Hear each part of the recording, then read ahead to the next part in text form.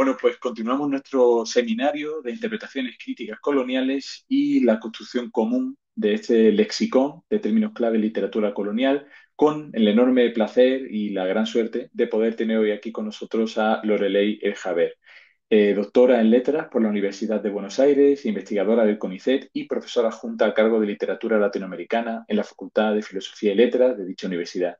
Se ha desempeñado además como profesora visitante en Wesleyan University, en la Université Paris-Créteil, y es autora, entre otros, de los libros Modernidad, Colonialidad y Escritura en América Latina, Cruces, Discursos y Relatos, coordinado junto a Valeria Añón y María Jesús Benítez, Un país malsano, La conquista del espacio y las crónicas del Río de la Plata, o de la fantástica edición crítica de la crónica de Ulrico Smigel, Derrotero y viaje a España y las Indias. Ha publicado a su vez numerosos artículos y capítulos de libros sobre literatura argentina y latinoamericana colonial, publicados en revistas especializadas, tanto nacionales como internacionales, algunos de los cuales hemos incluido en la pestaña de biblioteca de nuestra página web, como es por ejemplo el caso de los fascinantes Mujeres sin nombre, archivo legal y voz femenina en el Río de la Plata colonial, La voz de la plebe, Emergencias en el Río de la Plata colonial en el siglo XVI, o el dossier Todos tienen voz, sujeto, voces y textualidades en la América colonial, que entronca directamente con el término sobre el que hoy nos hablará, que es el de voces subalternas. Asimismo, en relación con lo anterior, acaba de publicar este año un libro imprescindible al respecto, Motines y traición en el Río de la Plata, ensayo sobre la voz plebeya, y que comienza precisamente con esta fantástica pregunta. ¿Dónde está? Si nos dice, comienza esta introducción, Lorelei Javer, preguntándose, diciendo, en las imágenes y grabados del siglo XVI vemos embarcaciones apenas habitadas, vemos la antesala del viaje, vemos también un mar tremendo, hombres sufriendo naufragios y pérdidas, meros sobrevivientes. Sin embargo, de la cantidad de gente, de su sociabilidad y de los conflictos en las naves, poco y nada. ¿Dónde están todos los marineros, grumetes, mercenarios, pajes, criados y criadas que pueblan las embarcaciones? Esa ausencia o esos atisbos de representación que se pueden observar a nivel de la imagen se presentan también a nivel del discurso. ¿Dónde están? ¿A alguien le importan esos sujetos blancos, españoles, plebeyos y mayormente iletrados? Bien, pues con esta pregunta empezamos y te agradecemos enormemente que estés hoy aquí con nosotros. Muchísimas gracias, Lorelei. Semejante presentación. Muchas gracias, Esperanza, por la invitación. Bueno, espero aportar a este gran lexicón que vienen armando. Un gusto estar acá. Bueno, y gracias a todos los que están, ¿no? Bueno, contarles en principio que hace tiempo que vengo pensando en la voz, en el cruce entre voces y subalternidades, en la América colonial, particularmente en el Río de la Plata, que es el espacio al que me dedico. Y que si bien escribí sobre otros sujetos subalternos, aquí voy a hablar sobre voces plebeyas, que es eh, a lo que me he dedicado en el último libro, ¿sí? Así que si me permiten voy a compartir. De todos modos, les quiero decir que como voy a trabajar sobre voces, tampoco esperen muchas imágenes, ¿no? Es decir, que tengo pocas, es decir, serán solo citas en su mayoría.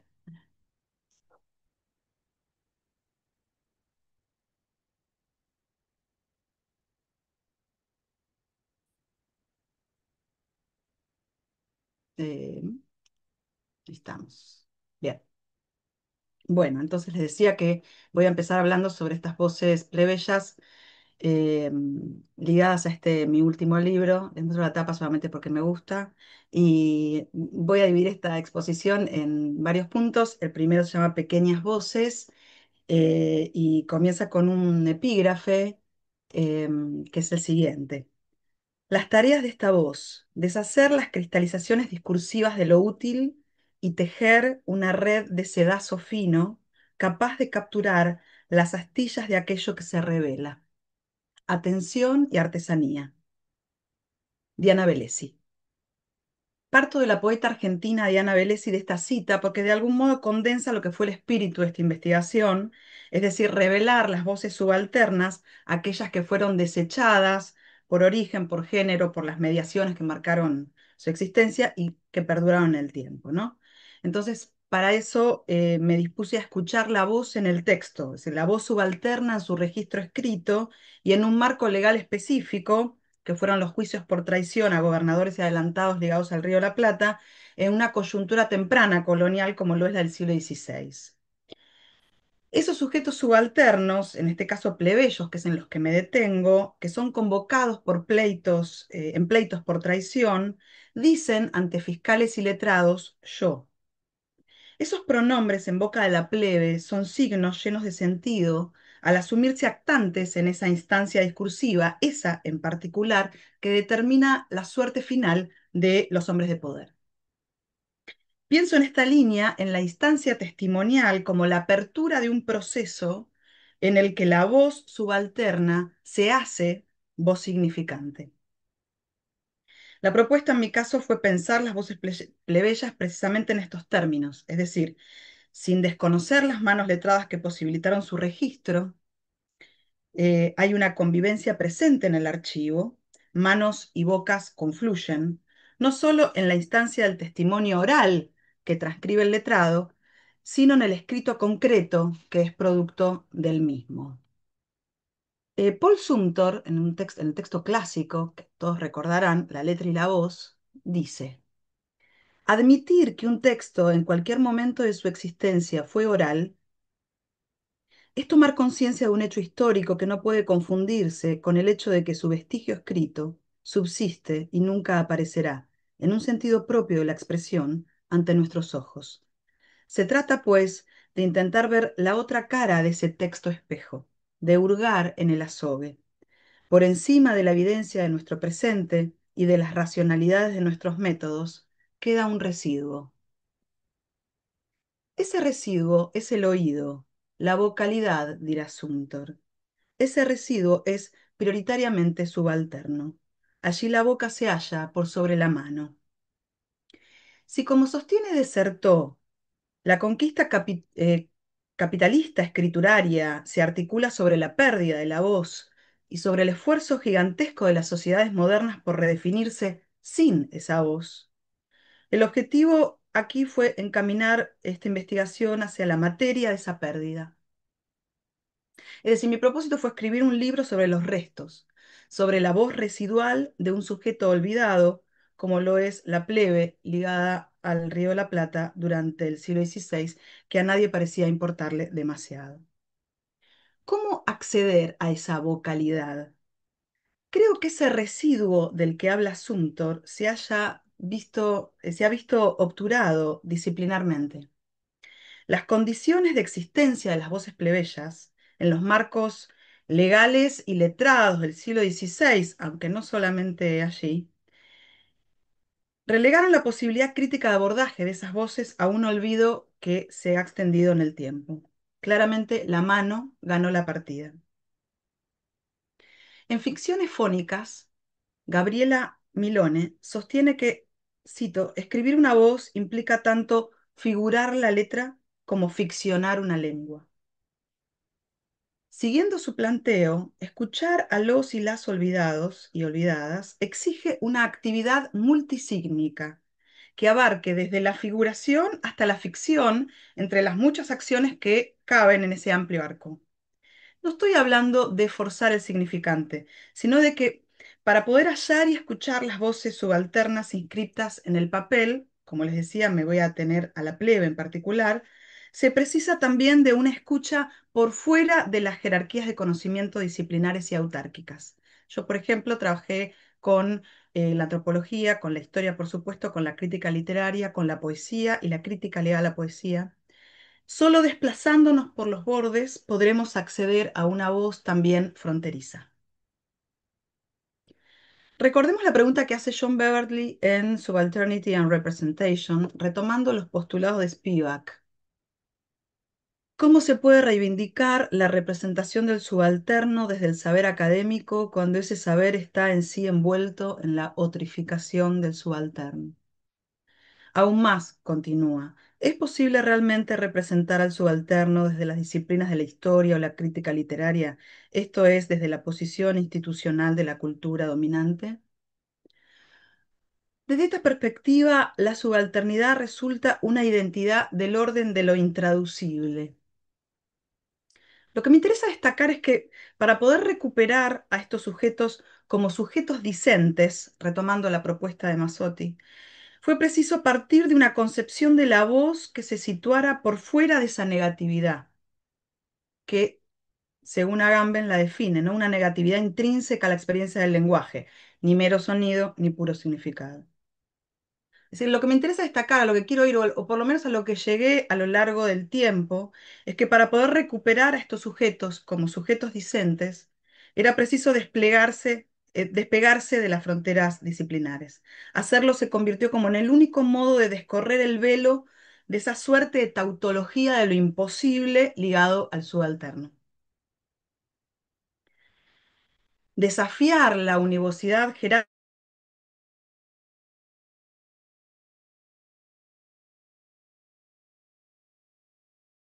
del ojo y leer en voz alta. Al leer en voz alta los testimonios de la plebe, su voz se aparecía al oído, se presentificaba. Leer en voz alta, un ejercicio tan propio de la poesía. 2. Lugar del habla, lugar de escucha. Dos epígrafes. El hablar no se restringe al acto de emitir palabras, sino al de poder existir. De Amela Ribeiro. Escuchar es resonar. Sin resonancia, todo sería sombra silenciosa. Gabriela Milone. La plebe habla, mucho antes de pensarse como pueblo.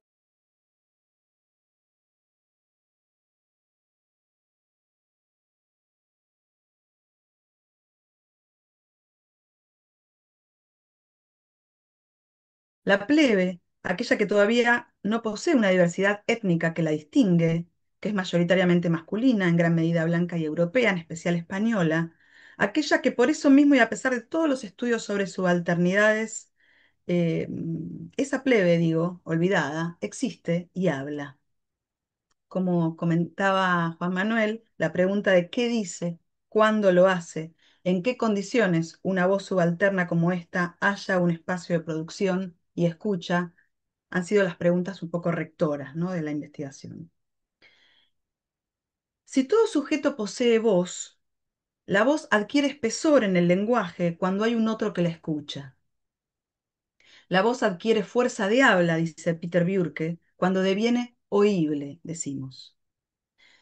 Siguiendo la propuesta de Nancy, si la voz humana retumba siempre en otra voz y a partir de otra voz, si su resonancia sonora es indisociable de una repercusión, de una dirección y de una escucha, la voz subalterna entonces adquiere fuerza de habla en la concomitante construcción de un lugar de habla significante y un lugar de escucha como registro de la capacidad resonante de esa voz.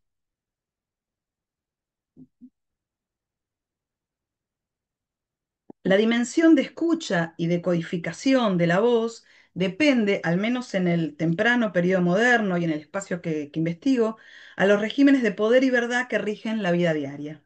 La plebe habla y es escuchada en su voz, en sus matices, en sus susurros y silencios, porque lo hace conminada por el poder, porque su voz es materia significante en relación con una historia de traición de adelantados, capitanes y gobernadores. Es decir, en relación con una historia de traición que si bien no le compete directamente a la plebe, pues todavía no va a ser ella la traidora, de un modo u otro la alcanza, ya sea porque estuvo ahí, ya sea porque escuchó algo, ya sea porque algo sabe. Esta voz es oíble en tanto permite entonces el acceso a una verdad necesaria en el marco de una disputa de poder que se dirime en el ámbito legal. Disputa a la que accede y que desarrolla el sujeto que habla, pero que compromete en rigor a quien lo convoca, esos adelantados, esos gobernadores. El ámbito legal y la posibilidad del testimonio que éste habilita dan pie a una revolución en términos de materialidad y subjetividad subalterna. Saberse hablante, saberse oído, implica reconocer que la voz que se posee y ejecuta puede ser una instancia concreta y significativa de intervención. Es decir, la voz inscripta en la letra, la voz oíble, se reconoce en su materialidad política fundante y desde ahí la plebe habla. 3. Traición, ilegalidad en el Río de la Plata, el origen de una voz. Y aquí un mapa del Río de la Plata, mediados del siglo XVI. En el caso del Río de la Plata, la voz de la plebe entra en acción a través de un suceso de traición clave que involucra a gobernadores y adelantados. Son estas figuras de poder quienes, estando en viaje, perciben o creen percibir un levantamiento interno que desafía su autoridad, que quiere socavarla. Para ellos, para todos ellos, es claro que se está pergeñando, que ha habido una supuesta traición que merece un castigo. La reprimenda a la traición es desmedida, es decir, hay algo del orden del exceso que caracteriza esa acción de gobernadores y adelantados hacia los que supuestamente se han amotinado. Juicios a bordo, juicios en tierra, juicios en la metrópoli, relativos a la violencia ejercida por parte de quienes están al mando sobre los cuerpos de estos españoles en viaje, se dan una y otra vez a lo largo del siglo XVI. El Río de la Plata presenta en este periodo una importante cantidad de pleitos al respecto, lo que responde no solo a un concreto momento de auge del litigio como práctica, sino también al espacio en cuestión, porque no se encuentra valor, no se hallan beneficios concretos en el Río de la Plata, los conflictos internos surgen y se reproducen, la paranoia se acrecienta, el miedo aumenta y la muerte acecha. Asesinatos, desaparición, hambre. Las venganzas y los ardides se suceden y así como se suceden, precisan cada vez más de un andamiaje escrito que los legitime o de un conjunto de textos que los cuestionen o condenen. Entonces, fiscales del rey, oficiales, deudos, víctimas, accionan en la justicia contra quienes castigan, precisamente por esas acciones ejercidas en tierra rioplatense o en viaje a ella. Entonces, no se trata en el marco de investigación de juicios de residencia, que también están atravesados por prácticas violentas del funcionario saliente, es decir, no se trata de una acción judicial asidua, prevista o consuetudinaria al poder, sino de hombres y mujeres apelando a este ámbito en el que confían para hacerse valer, ¿no? Entonces la maquinaria legal se pone en marcha porque en todos los sucesos que contemplan los juicios analizados, la violencia se extrema y los perjuicios que ésta conlleva los afecta a todos, también al rey y también a la corona en sus concretas arcas. En ese marco, paradójicamente, la plebe es el testigo necesario y principal de los hechos de traición, todos ellos acaecidos lejos de España. Los hombres y algunas pocas, pero presentes mujeres de la plebe son convocados por los letrados para poder así acceder a esa verdad sobre los supuestos amotinados, sobre la acción justa o excesiva de los capitanes, sobre el respeto a lo acordado con la corona, una verdad que la palabra oral de la plebe nunca detentó, pero que en esta coyuntura, frente a los discursos de los sujetos del poder directamente implicados, de pronto adquiere. Conviven en el ámbito legal muchas voces, pero concretamente en estos casos y en este periodo, es allí, en el ámbito legal, donde surge la posibilidad de una voz, una emergencia de la voz plebeya. Si la plebe que sube a los barcos es ante todo un nombre y un oficio en los registros que guardan los archivos, el espacio legal les da lo impensado, les ofrece agencia. En la ley, mediante la instancia testimonial que ésta posibilita, la voz olvidada de la plebe adquiere nombre y desde allí encuentra cauce donde pronunciarse. En la ley, la voz subalterna se subjetiviza. Durante el periodo que abarca esta investigación, que principalmente es el siglo XVI, todavía no se constituyó ese sujeto litigante tan bien trabajado por los historiadores, principalmente en el propio del siglo XVIII, ¿no? Aquí la plebe es un testigo necesario en un marco de producción muy pautado, con lo cual su decir se haya marcado como si dijéramos en un discurso legal encorsetado. Se trata de una serie de preguntas y respuestas que ahondan en si el testigo sabe algo y particularmente qué sabe del suceso en cuestión, ¿no? Desde esta perspectiva y teniendo en cuenta el grado de mediaciones entre la oralidad de esa voz y el registro que de ella se hace, podemos decir que la ley le permite a la plebe hablar solo si habla su lenguaje. La plebe testigo confirma el relato para el que fue convocada, el relato que enjuicia a un adelantado o a un capitán general. La suya entonces es lo que llamo una voz contingente, contextualmente producida para la ocasión y de acuerdo a las necesidades del poder, que es el que en principio la niega y a su vez cuando precisa de ella, acude a ella y la visibiliza, ¿no? Sin embargo, esa contingencia es capitalizada por el sujeto plebeyo que enuncia. Lo que se hace evidente, por ejemplo, en el agregado de información por fuera del par pregunta-respuesta, que se observan muchos casos de los distintos pleitos, de los distintos sucesos. Es decir, aún en el esquema discursivo más reglado, el testigo dice su verdad. Eh, Y si bien esto responde en gran medida a la lógica de la testimonialidad, asimismo responde a una instancia de subjetivación inédita que la ley le otorga y de la que se sostiene la plebe para opinar. Entonces, puede tanto continuar como desafiar la univocidad de ese discurso del poder que lo convoca. Es decir, tanto confirmar como interrumpir ese gran relato. Algunas veces incluso lo contradice. En El hilo y las huellas, Carlo Ginzburg sostiene que, cito, si se indaga en el interior de los textos, a contrapelo de las intenciones de quien los produjo, pueden sacarse a la luz voces no controladas. Ese fuera de control no solo alcanza la mano del letrado, sino que también compete a la voz subalterna que enuncia.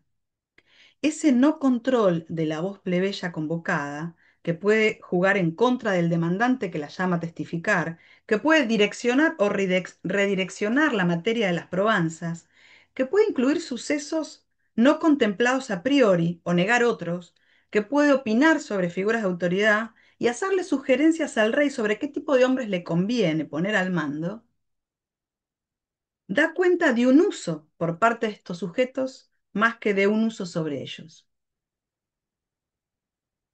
La plebe entonces no solo habla, la plebe tiene voz y esa posesión, la asunción de esa posesión, le ofrece una agencia que se ve concretamente en los testimonios. Si bien, como dijimos, no se trata de una voz material propiamente dicha, en tanto accedemos a un registro escrito, ¿no?, de la voz de la mano de figuras mediadoras, todas masculinas, letradas y jerarquizadas, como ser escribanos, abogados, fiscales, reducir la escritura de la modernidad temprana a un mero ejercicio tutelar reinstala como único paradigma aquel paternalista y escriturario en base al cual se significa diferencialmente al subalterno y a sus enunciados. No se trata tampoco de una textualidad de la voz, lo que entiendo trabajaría en la misma línea y en el mismo paradigma que el de la mediación. Lo que propongo es concebir la voz en consonancia con la mediación letrada, pero sin reducirla a ella, lo que permitirá el acceso a los silencios y a las cesuras del archivo colonial. Esta propuesta entiende la práctica discursiva testimonial como una acción significante dentro de una dinámica colonial compleja que incluye, aunque excede, la lógica verticalista paternal. La voz de la plebe que escuchamos en este marco legal no es una entelequia ni un susurro perdido en el correr de la pluma. Es una voz practicada. Es la composición de enunciados valuables, concebidos como tales por los pares y también por los letrados que los convocan. Su testimonio es una acción concreta del que no posee poder ni letra y sin embargo acciona sobre la suerte del poderoso que lo oprimió a él, que la oprimió a ella, que oprimió a sus compañeros de viaje. Entonces, ni voz puramente mediada, ni voz textualizada. Pienso antes bien en una instancia lingüística de subjetivación, que tanto ratifica como opina y exhala disconformidad en el medio de la fijeza del interrogatorio. Es decir, una instancia de subjetivación que en su potencia de voz decible, voz audible, es concomitante con una construcción política en emergencia. ¿No hay acaso en esas voces que se escapan del corset entablado por los fiscales una suerte de aprovechamiento del nuevo lugar de enunciación adjudicado? ¿No puede leerse en esos discursos que sacamos a la luz, en esos discursos pequeños, pero discursos al fin que desnudan suciedades del poder, un relato de la resistencia? La plebe, ante todo, habla de violencia. Ante todo, habla de tiranía, de falta de mando, de traición, de excesos para con los subalternos, de injusticia y arbitrariedades, de españoles contra españoles. La plebe, en estos juicios, cuando enuncia, aún en forma escasa como en estos momentos incipientes del siglo XVI, desnuda al poder. La voz de la resistencia, dice James Scott, debe aprender a colarse. Cuando lo dicho abona la causa para la que soldados, marineros y grumetes y letrados fueron convocados, los fiscales y escribanos permiten que ese discurso discurra. En el siglo XVI la plebe habla, adquiere voz en los intersticios de las historias de poder. Su voz emerge en el discurso del Estado. La plebe dice en ese marco y en esos términos, y es así como va construyendo no solo un lugar, sino también una voz política que tendrá espesor y virulencia a posteriori. 4. Oír hablar. Sabemos que la cultura occidental está centrada en la visión, que el sonido se nos presenta, como dice David Top, perturbadoramente intangible, indescifrable, que el sonido acecha como un espectro que nunca podrá ser oído del todo, pero cuya presencia está en el origen de todo, ¿no? Sabemos también que al articularse en lenguaje, ese sonido de pronto significa.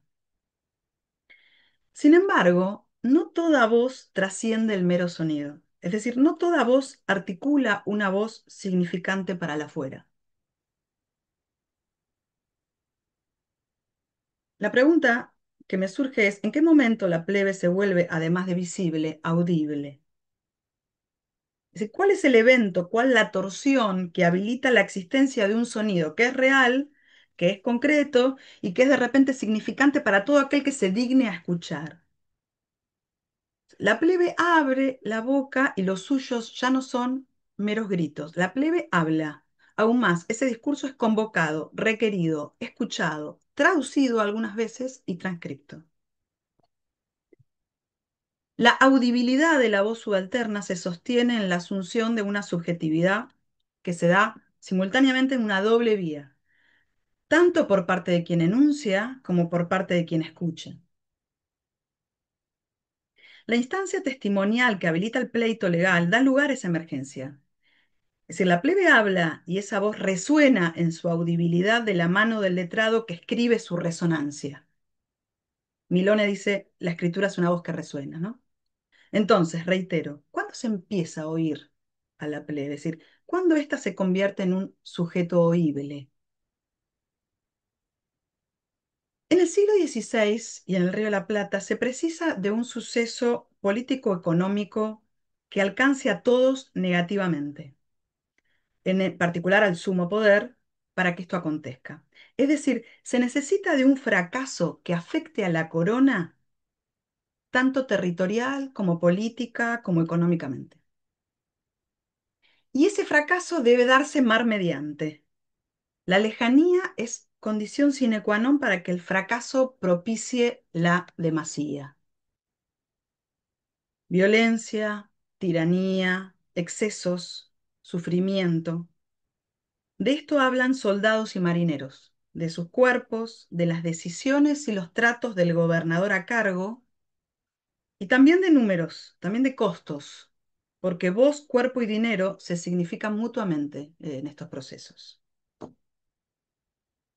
Los pleitos trabajados alrededor de la figura de Jaime Raskin, lo voy a poner como ejemplo, un valenciano que logra ser adelantado del Río de la Plata, pero nunca llega a destino, ni llega a oficiar como adelantado, más allá de la órbita del barco, ¿no?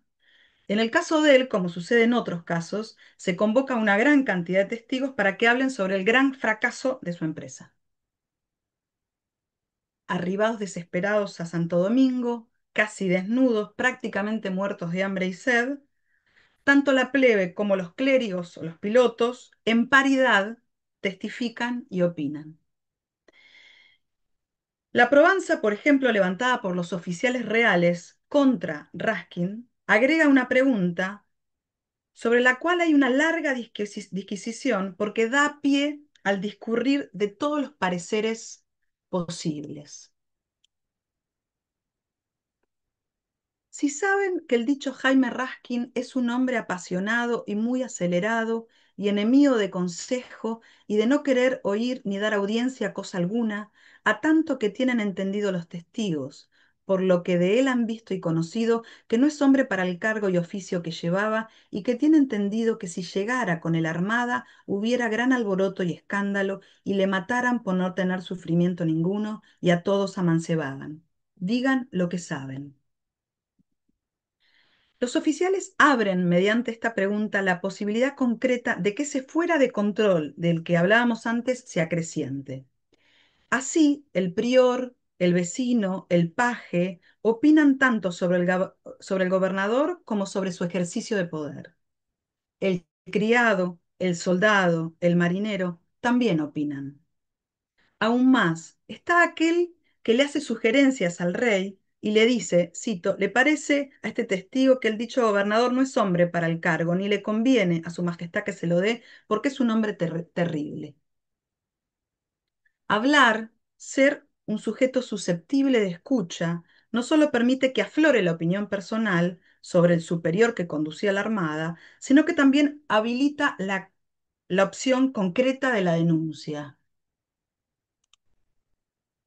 Es verdad, y tanto es verdad, dice el soldado Jerónimo Borrell, que los que iban en la nao capitana, los cuales obedecían y acataban al dicho gobernador y se sufrían con la ración ordinaria, les quitaba muchas pipas de agua y de vino para socorrer a los principales de la nao vizcaína, los cuales habían comido y bebido demasiadamente.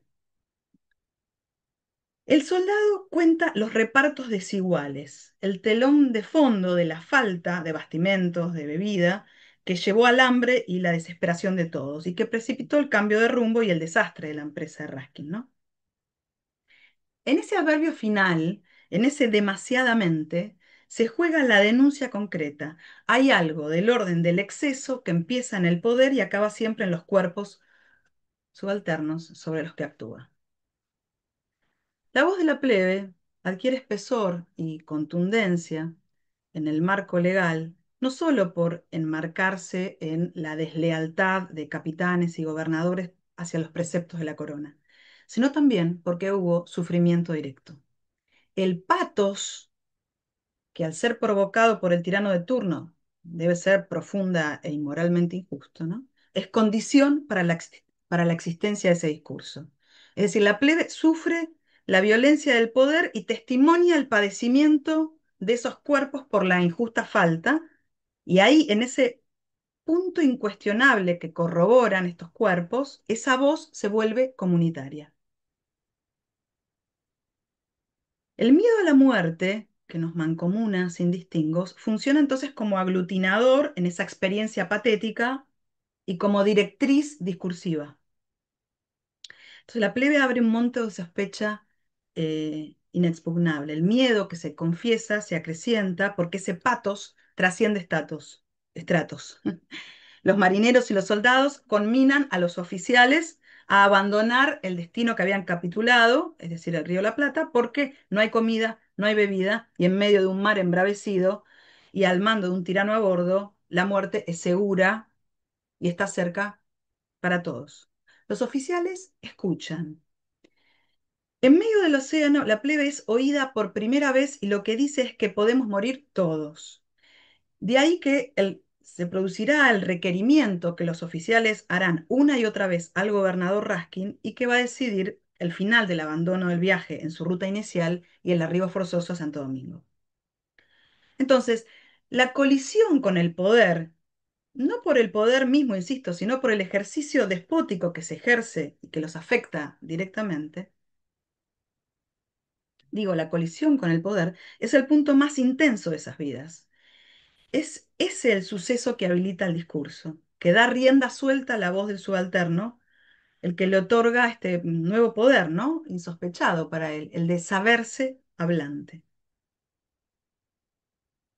Entre la visibilidad y la audibilidad que todos reconocen y que los mismos subalternos empiezan a hacer jugar, este sujeto adquiere, dentro de lo que cabe para este momento y esta coyuntura, una subjetividad plena. Desde ahí dice el horror que lo afecta directamente. 5. Voces en plural. Si me extiendo en el tiempo, vos me decís, Juan Manuel, cualquier cosa. Sea cual fuere la pregunta, sea cual fuere el pleito que trabajemos, las declaraciones de la plebe están pobladas de un sintagma que se repite. Lo oyó decir. A la cuarta pregunta dijo que sabe y vio que el dicho Sebastián Caboto mandó un día estando, lo que entre ellos pasó este testigo no lo vio, salvo que lo oyó decir y decían que había pasado. El dicho capitán general lo mandó echar en tierra y lo dejó allí, pero que no sabe si lo dejó por esclavo ni si no, salvo que lo oyó decir a un criado de Rojas. La sexta pregunta dijo que no lo sabe porque no lo vio, salvo lo oyó decir a algún agente de la Armada, dado que pasó en la nao capitana y este testigo estaba en la de Rojas y no lo vio. Algunos ejemplos, ¿no? De voz en voz, el marinero reproduce de su boca la voz del otro criado, así construye una voz pública que los alcanza a todos. Una voz que remite a un sujeto plural, la gente de la Armada, que es la portadora de un saber general de lo que ha sucedido, que resulta suficiente como enunciado valedero. La autoridad de esa voz reside en su conjunto y en el oficio de esa gente. Porque si hay hechos que no se saben, es porque no todo conocimiento se comparte. De esto se queja la plebe, y lo dice explícitamente el marinero Juan Griego, marinero de la Armada de Caboto, quien dice que él no sabe por qué causa siguió el camino a la especiería, porque a los marineros no nos daban parte ninguna de lo que hacían. Sin embargo, el prejuicio sí se comparte, porque si se les decía que no iban a la dicha especiaría, como señala otro testigo, nosotros no fuéramos allá. En el caso de los pleitos ligados a Caboto, por ejemplo, el engaño por el cambio de rumbo, es decir, de la especiería al Río de la Plata, se lee en todos los declarantes. Es decir, la plebe denuncia a su modo y en la medida que puede, de acuerdo con las manos vacías de riquezas con las que vuelven a España, quienes vuelven. Ese saber plural, general, oral, al que cada uno de estos sujetos apela, marca una forma de la testimonialidad de la plebe en el siglo XVI, especialmente en casos donde figuras de poder son cuestionadas en su modo y capacidad de mando, ¿no? Esa forma dista de resumirse en la del testigo de vista esperable.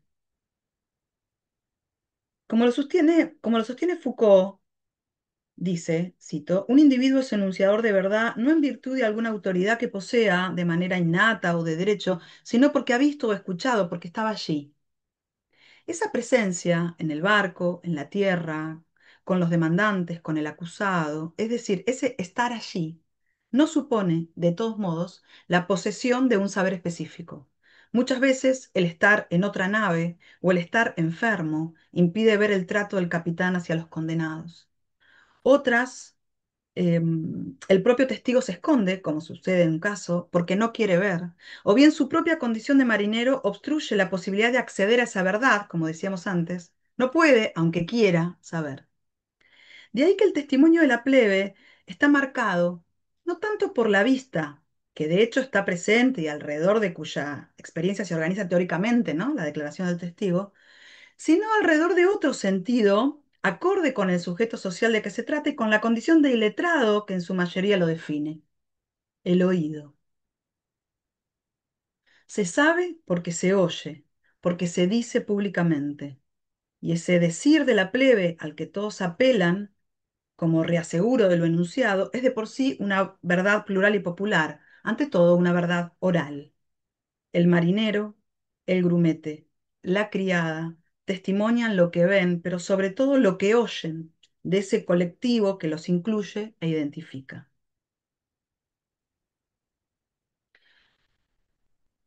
Ni hombres del poder, ni bárbaros salvajes. Esa voz popular es confiable porque es producto de una comunidad de pares, porque en ella se sostiene ese lazo social, el único que significa estas vidas.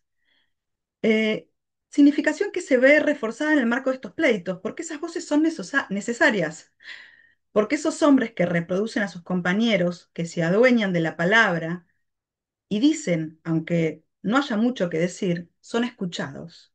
Aún más, sus discursos son traducidos, transcriptos, se escribe lo que hablan, lo que creen, lo que opinan. Ese pasaje hacia una valorización insospechada, digamos, de la declaración del sujeto subalterno, en este caso plebeyo, se da de la mano tanto de quienes le dan acceso a ese espacio, quienes concretamente los convocan a testificar a favor de una causa, como de los mediadores que logran la inscripción de esa voz en el registro escrito. Si bien esas declaraciones se ven atravesadas por un vocabulario jurídico, una retórica notarial que puebla, ¿no?, de referencias escritas cada enunciado, como dijimos, una lectura en voz alta de ciertos testimonios permite entrever una oralidad que pervive a pesar de la fórmula o que convive con ella. Aún más, pienso que ciertas instancias, si bien formulaicas, como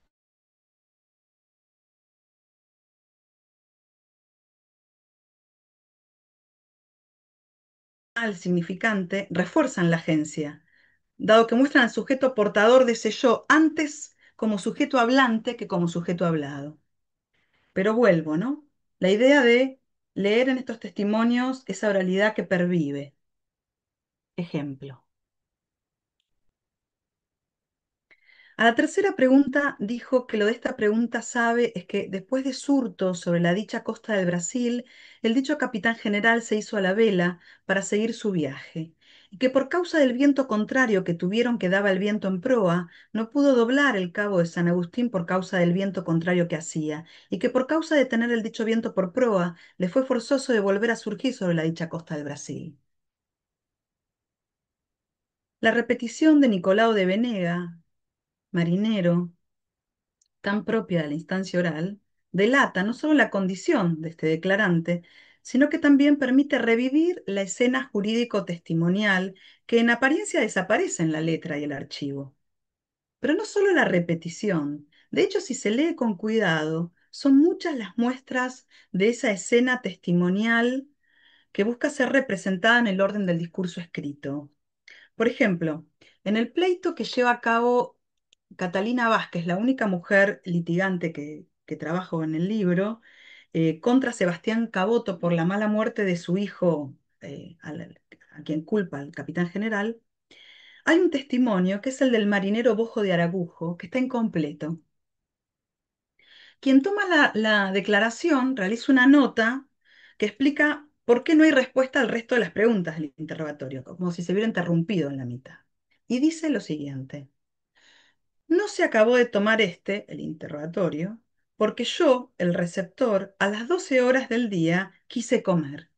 Y se fue, y le mandé volviese para acabar de decir su dicho, y no volvió más, y por esta causa no acabó de decir. Esa aclaración permite también recomponer la escena legal testimonial, así como lo impredecible y por lo tanto incontrolable también ligado a los sujetos de la plebe. De voz en voz, de rumor en rumor, de boca en boca. La lógica oral caracteriza los sucesos de traición en el relato de la plebe. De ahí hay constantes reenvíos enunciativos que reduplican otras voces y otras conversaciones. Está plagado de esto. Se trata de sucesos que se saben porque se escuchan, porque se dicen, son constantemente sucesos a oídas. Ese saber por oídas se ve duplicado en ese saberse oído, en ese reconocerse por primera vez sujeto digno de escucha. El plebeyo, el subalterno, mayormente iletrado, se encarama en ese sentido, el oído, que ahora sí posee valor y legitimidad, y habla, la voz, sostenido tanto en el poder de su oído como en la fuerza de su boca, ¿no? Bueno, para cerrar una pequeña coda, que me voy un poquito igual de mis sujetos, pero quiero contarles esto. Hace poco estuve en Chile y Carolina González Undurraga, historiadora chilena, quien trabaja en negritud y esclavitud en el Chile del siglo XVIII, me cedió generosamente uno de sus últimos artículos que aún no está publicado. En uno de sus artículos, ella aborda el caso de una esclava afrodescendiente, María Francisca Cartagena, que reclama su libertad y el reconocimiento de la misma para sus hijos. Yo no me especializo en estos sujetos, pero lo que quiero destacar es que este caso es el caso de un litigio largo, dura casi 7 años, muchos de los que he trabajado duran la misma extensión de tiempo, y en medio del cual se fundamentan legalmente los alcances o no de la supuesta legítima libertad de la esclava en cuestión y de su progenie, ¿no? En medio del proceso, esto es muy interesante, el letrado de su ama desestima el principal argumento de la demandante e incluso lo tilda de ilegal e injusto y sostiene que basar la libertad de Francisca, ¿no? La demandante, la litigante, de acuerdo con la libertad de Juana, es decir, de acuerdo con la libertad de su abuela, quien había sido liberada 20 años antes por buena voluntad de su ama, de ninguna manera era extensivo a sus descendientes, quienes habían nacido antes de la manumisión, ¿no? Este sería uno de los principales argumentos del letrado. Pero dicho esto, el letrado dice, cito, de aquí sin duda ha resultado el tole tole de estos esclavos. Ese tole tole es fantástico. Es la muestra clara de un barullo popular que es vocal, que es oral, que se efectúa en el terreno legal y que lleva a la demanda de sujetos como estos. Un tole tole que es oído y escuchado, contraargumentado y sostenido en el terreno legal por años. El letrado, como decimos acá, le baja el precio a la demanda. Se trata de un tole tole, de una, como dice, molesta cantinela, pero lo cierto es que los argumentos sostenidos por los esclavos y las esclavas deben ser atendidos, legalmente en concreto, aunque él los considere ilegales e injustos y por un tiempo prolongado. Es molesto, molesta Cantinela, es molesto, claro, cuando el sujeto subalterno se sabe sujeto hablante, cuando reconoce y asume su lugar de habla como locus social, político y genérico. Bueno, nada más. Gracias a todos por la escucha. Bueno, muchísimas gracias, Lorelei, por la exposición tan interesante y que nos abre un campo pues, enorme, ¿no? Yo tengo aquí muchísimas preguntas que he ido apuntando. No sé si alguien quiere hacer alguna pregunta, si no empiezo yo con las mías. Vale, justo, claro, estaba todo el tiempo pensando o sea, en ningún momento me he dedicado, ¿no? Como a analizar, digamos, esta voz o estas voces subalternas, ¿no? La voz plebeya, ¿no? Que me parece tan interesante, ¿no? Y sobre todo con ese otro nivel de que hablaba, ¿no? De esa voz oída, pero que ni siquiera aparece registrada en el texto, pero que se tole tole, ¿no? Que está presente y de que de alguna manera se filtra también, ¿no? En el texto. Y estaba pensando, por ejemplo, en el caso de los informes de testigos, las informaciones de testigos, ¿no? Que he visto muchos en expediciones de gobernadores, donde una pregunta que me saltaba muchas veces es cuál es el criterio a la hora de seleccionar, digamos, esos testigos, ¿no? Porque claramente se invoca, digamos, a la plebe, se invoca a estos sujetos, ¿no?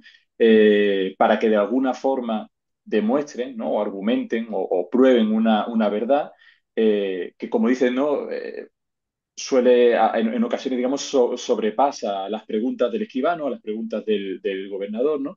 Eh, Pero claro, ahí también hay un intento muchas veces, ¿no? de censura por parte de gobernador o parte de la figura, digamos, del capitán, del adelantado, ¿no? Para conseguir una verdad que le interesa o cuál es ese criterio, digamos, para a la hora de elegir testigos.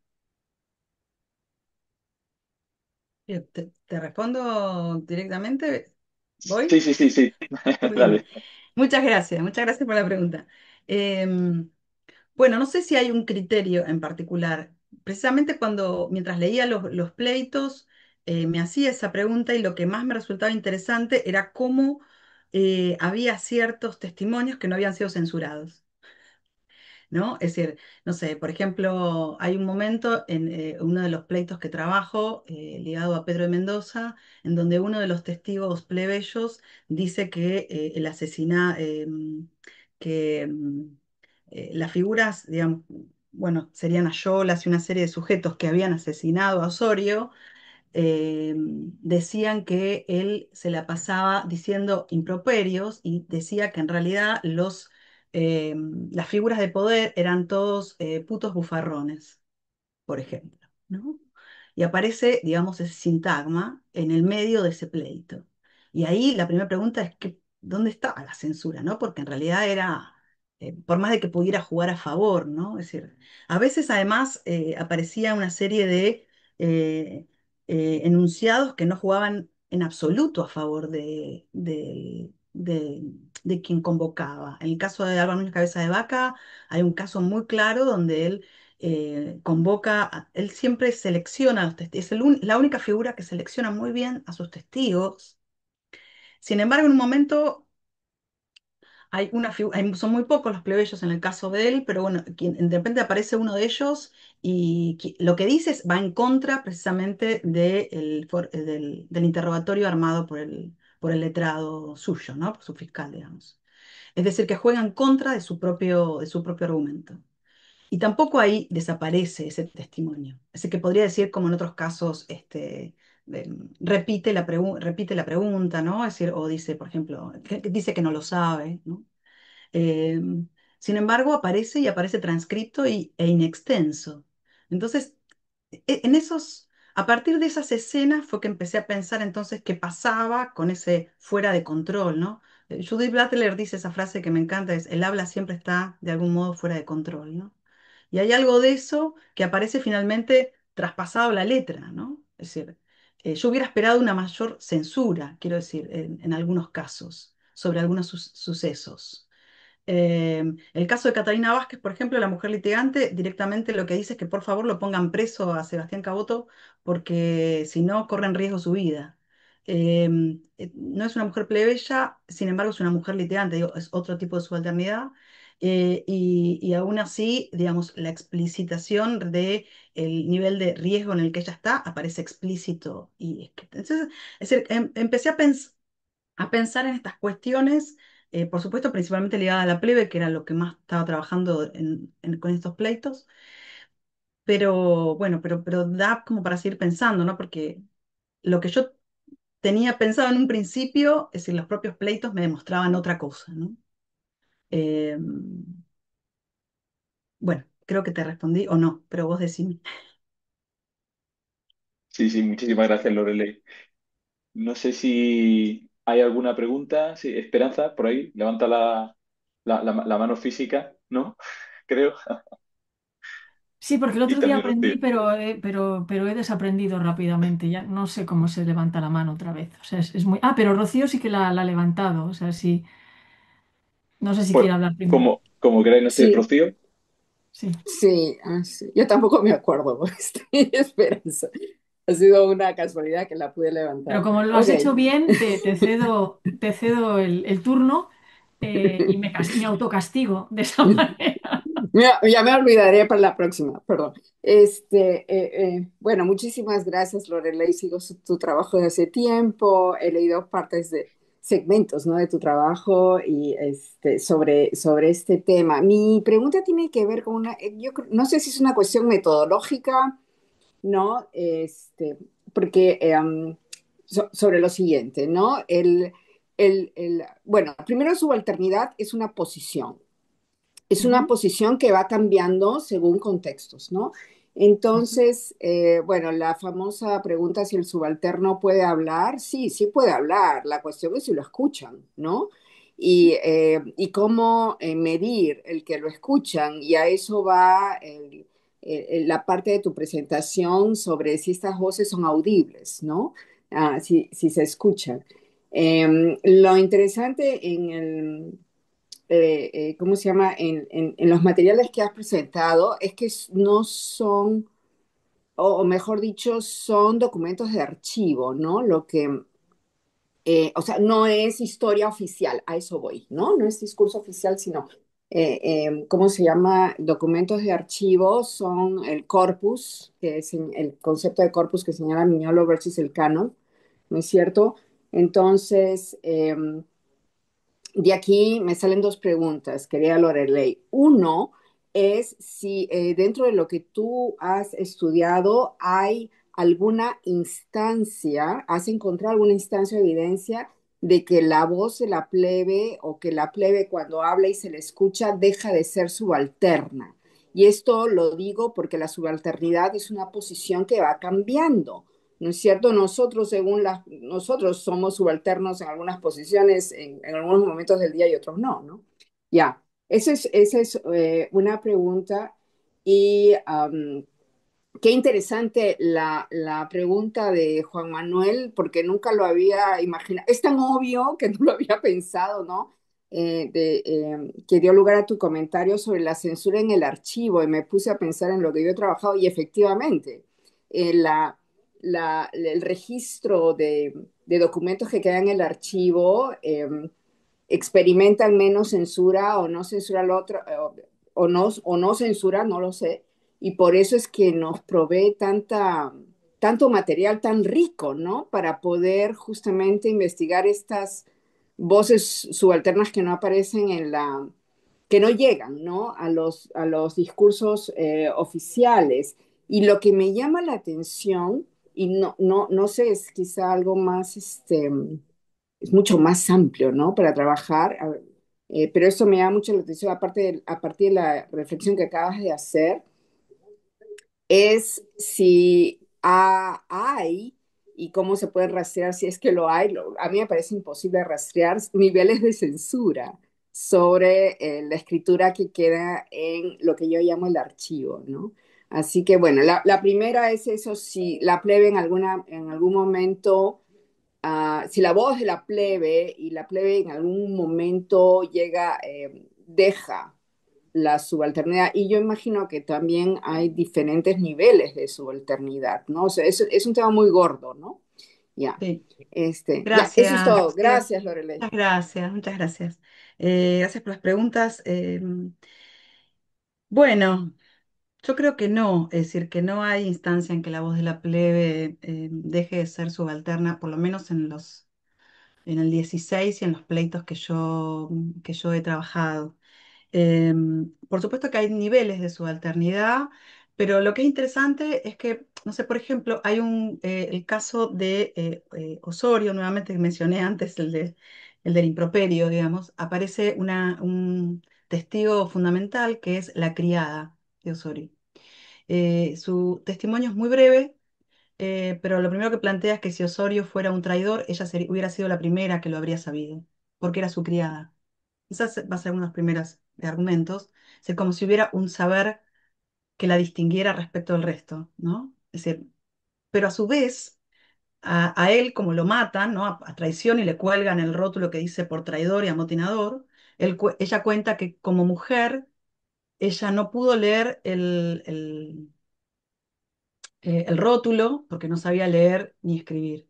Pero además que ella presintió, o algo por el estilo, ella previó lo que podía suceder, pero que no podía advertirle porque corría en riesgo su vida por ser mujer. Entonces, en el mismo es decir, en el mismo testimonio aparece como ese doble, los dobles estamentos, digamos, de niveles de subalternidad, si se podría llamar de algún modo, ¿no?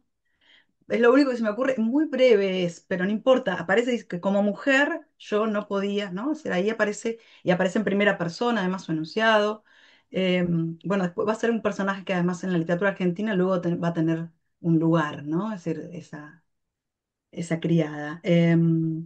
Y respecto al tema de estos documentos de archivo, pienso como vos. De hecho, creo que vos en el texto de sujeto subalterno del diccionario de Beatriz Colombi lo decís, ¿no? Es decir, esta idea, digamos, de la multivocalidad a la que se puede acceder a través de estos materiales. Yo creo que es muy difícil poder determinar la censura, pero solo pensando en un mismo tipo, digamos, de pleito, en un recorte temporal y en un recorte espacial, sí puede llegar a percibirse algún tipo de injerencia. Digo, por ejemplo, el caso de Cabeza de Vaca, lo puedo ver recién ahora, y eso que lo he trabajado hace muchos años, pero solo en la comparación con los otros pleitos del 16 y todos de figura de poder, pude percibir em, ese nivel, digamos, de operación, para decirlo de algún modo, ¿no? De su parte. Bueno, Sí, a mí me eso. pasa lo mismo, lo que acabas de decir, y eso implica, eso es algo metodológico para nosotros también, que no nos podemos quedar solamente dentro de un texto, ¿no es cierto? Como cuando empezamos en la carrera como estudiantes, sino que es la experiencia que te da, ¿no? Trabajar con un abanico de textos justamente para poder darse cuenta de eso. Yo también, igual que tú, Lorena, hay cosas que me doy cuenta ahora que dije, ¿cómo no me di cuenta 10 años antes, ¿no? O 5 años antes. Gracias. Gracias a ti.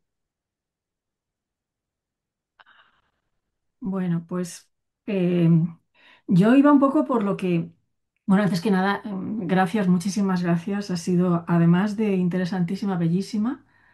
Me hace pensar mucho en esa condición poética de la voz. Tú también eres poeta y se nota. Y cómo hay un entramado poético en tu construcción que me parece maravillosa, ¿no? Eh, yo tenía algunas cuestiones, una más o menos ha salido ahora mismo, lo que pasa que yo la había formulado de otra manera. Eh, Me daba la sensación, o sea, escuchándote, que la voz audible, en el momento en que entra en el discurso escrito, es decir, en el momento que se hace representable, se vuelve significante. Y mencionaba ahora Rocío, eh, si había si el subalterno cambiaba de posición, creo que ese cambio de posición está en inmediata relación con la condición de ser escuchado. Porque una cosa es que la voz sea audible y otra que la voz sea escuchada.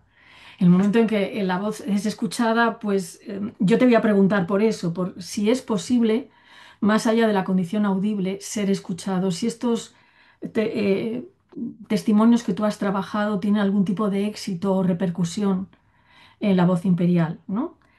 Si has podido verlo, si en tus testimonios se ha dado eso. Porque hay una condición también que parece completamente en inmediata correlación con la condición de voz de la plebe, que es la idea de fracaso. Has insistido varias veces en eso. O sea, la voz subalterna tiene que ser una voz siempre fracasada, en cuanto que tiene que ser una voz nunca escuchada por el poder. Podemos rastrear ciertas voces subalternas en narrativas del triunfo. Estoy pensando, por ejemplo, el caso de Gonzalo Guerrera en Bernal Díaz del Castillo, ¿no? Donde ese pasaje que es fabuloso, lo acabo de estudiar con mis alumnos, que por cierto, algunos se han conectado, así que les mando desde aquí un saludo. Pero esa idea de las cartas que lleva Cortés, perdón, Jerónimo del Aguilar, las cartas de Cortés para rescatar a Gonzalo Guerrero, en la escritura puesta en inmediata relación con un guerrero que responde con una voz y que no, y que ha renunciado a la escritura completamente, frente al caso de Álvar Núñez Cabeza de Vaca, que es un subalterno extraño, porque escribe vestido, dice un crítico, escribe vestido y con la herramienta, la instancia del poder, que es la escritura, lo que ha vivido desnudo y desde la oralidad, ¿no? Por lo tanto, eh, si existiría también una voz subalterna, si podríamos encontrar una voz subalterna en narrativas del triunfo, del éxito, incluso en géneros más convencionales, ¿no? Menos, no ya los géneros del archivo, sino los géneros de la biblioteca. Y luego te quería preguntar también por esa multivocalidad que dices, porque efectivamente yo he percibido diferentes niveles de audición en las voces subalternas, ¿no? Está el testimonio judicial, por supuesto, pero también está la textura del rumor, que era ese tole tole que tú manifestabas. Ese molesto tole tole es el rumor Ujú. que se está manejando y que efectivamente complica la representación de un poder homogéneo, ¿no? Eh, y aprovecho también, y de cara a mis estudiantes, a este caso que tú nos has traído de la esclava afrodescendiente es maravilloso, ¿no? Porque nos está hablando efectivamente de una agencia propia de defensa, de autodefensa, utilizando el testimonio que es fascinante, ¿no? De la libertad de vientre, ¿no? La idea de que si eres descendiente de un liberto, si has nacido del vientre de un liberto, tienes derecho a la libertad. Era un argumento que se empleaba Ujú. para conseguir la manumisión, ¿no? Para evitar la esclavitud, ¿no? Y entonces, como la plebe está haciendo uso, el tole tole es que están haciendo demasiado uso de la libertad de vientre, ¿no? De ese concepto de libertad de vientre, de esa rumorología. Pero la pregunta básica era eso, ¿qué vocalidades puedes percibir entre el testimonio y el rumor? Si tenemos un abanico de multivocalidades, y después esa posibilidad de una voz del subalterno en otras formas de narrativa o siempre tiene que ir unido al fracaso. Bueno, me río porque el fracaso es algo que me gusta. Pero no, yo pienso que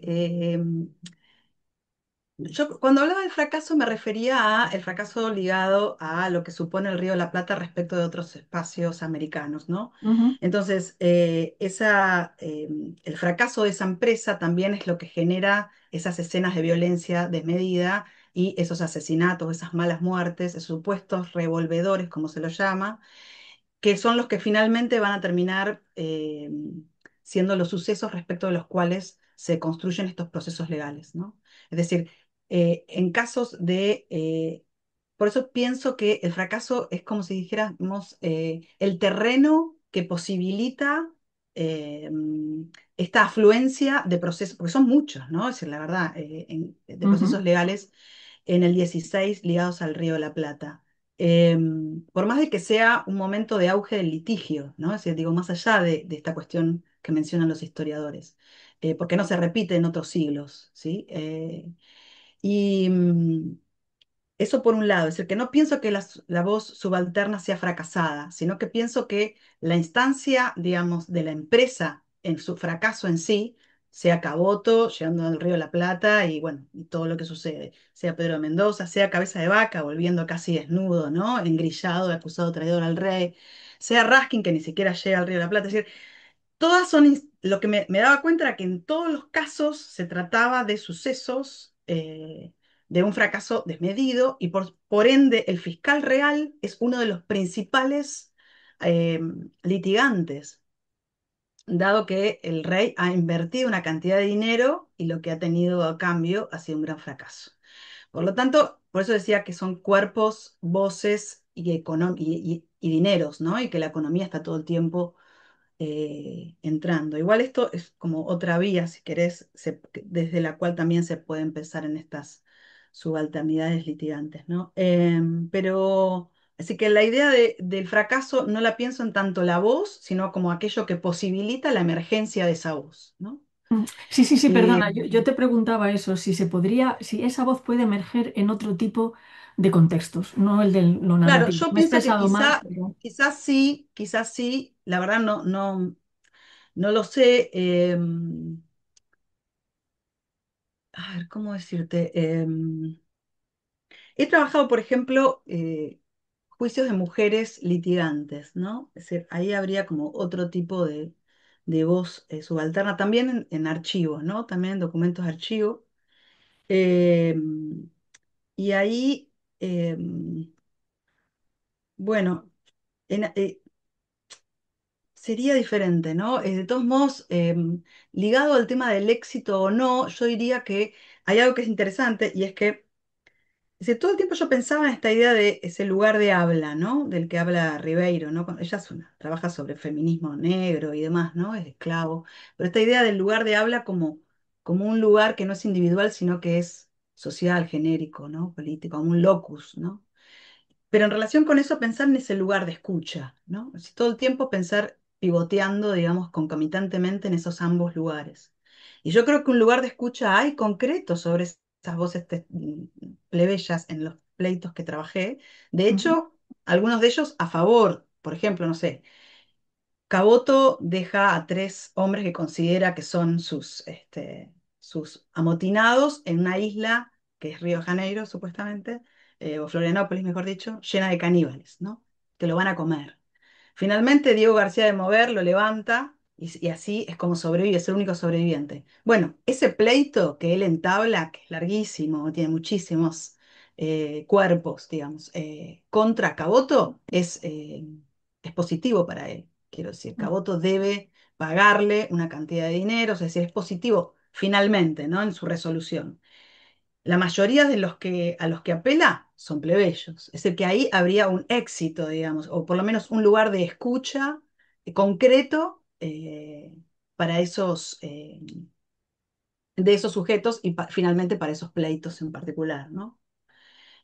La pregunta que yo me hacía no era tanto sobre el éxito o el fracaso, sino era ¿cuál de estos sucesos que eran contados por estas voces subalternas lograban después tener algún tipo de consecución narrativa? O sea, porque todos eran fascinantes, todos eran como historias para ficción. Y eso sí era una pregunta que me costó un montón eh, responder, digamos, ¿no? Eh, y Bueno, pero quiero decir, ahora, retomando un poco tu propuesta, digamos, de la multivocalidad o volver a pensar esa multivocalidad en el testimonio que permite, ¿no? El ámbito judicial, que es muy variado, ¿no? Eh, yo creo que yo trabajo en el libro el rumor como uno de los elementos, precisamente, como uno de los modos de la vocalidad subalterna, o en mi caso plebeya, ¿no? Pero que también tiene que ver con con esa, ¿cómo decirlo? Con esa verdad oral y plural, ¿no? Es decir, hay algo del orden que también esto es muy propio de las subalternidades, es el trabajo sobre ese conjunto, ¿no? Esa pluralidad, se sostiene en esa comunidad de pares. No sé, pero incluso salvando las distancias, en el pleito que trabajé con otras mujeres, em, ahí tengo el pleito de una mujer que lucha contra los herederos de Pedro de Mendoza porque su marido muere en alta mar y era el dueño de la carabela y la carabela es lo único que tiene. Entonces el pleito es porque le devuelvan los dineros de esa carabela. Y todos sus testigos son mujeres. Todos sus testigos son mujeres, son viudas, digamos. Entonces,